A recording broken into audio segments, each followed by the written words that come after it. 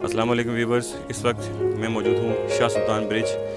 की construction site पे। ये मेरे ऊपर आप देख सकते हैं, ये शाह सुल्तान ब्रिज बन रहा है, जिससे जो है वो बैंक रोड पर बढ़ती हुई ट्रैफिक के हवाले से उसके मसाइल के तदारुक के लिए बनाया गया। इस पुल को बनाने के लिए जब यहाँ पर जो नीचे मुतासरीन हैं, जब इनकी ज़मीनें अवार्ड की गई तो सिर्फ़ और सिर्फ वो ज़मीनें रखी गई जो पुल के नीचे मौजूद थी, जबकि सेफ्टी मेजर्स का यह तकाजा था कि जो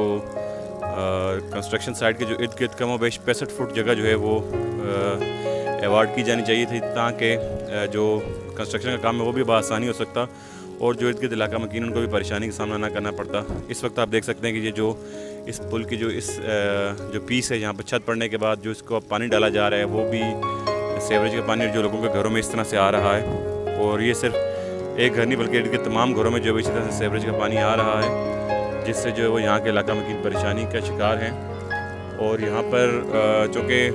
उस वक्त में जो सियासी क़यादत थी उनका ये कहना था कि ये पुल जो है वो इसकी कास्ट 80 करोड़ को हमने रिवाइज़ करके कम कर दिया था और 31 करोड़ का टेंडर जो है महकमा शहरात ने दिया था,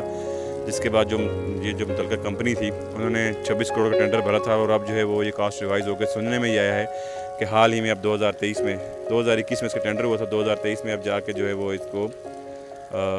2020 में टेंडर हुआ था और 2023 में अब जाके इसकी कास्ट रिवाइज़ हुई है, तो अब इनको मज़ीद 70 करोड़ रुपये अदा किए गए।